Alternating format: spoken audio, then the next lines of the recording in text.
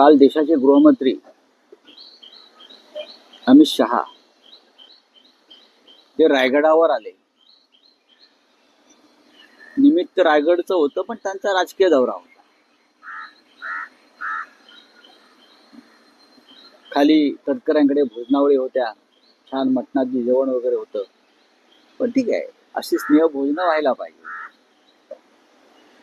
पण पालकमंत्र्याचा तिढा काय ते सोडवू शकले नाही. रायगड सारख्या जिल्ह्याला म्हणजे तुम्ही छत्रपती शिवाजी महाराजांच्या नावानं प्रवचन दिलं रायगडावर, तिथे तुम्ही तुमच्या महायुतीमधला एकोपा दाखवू शकला नाही. मी पाहिलं की एसएनसी गटाचे लोक स्नेहभोजनाला नव्हते, असं मी पाहिलं. पण तो त्यांचा प्रश्न. पण रायगडावर आपण जे म्हणताय, जे भाषण आहे, छत्रपतीच्या विषयीचं ज्ञान आम्हाला अमित शहाकडून घेण्याइतकी वाईट वेळ आलेली नाही.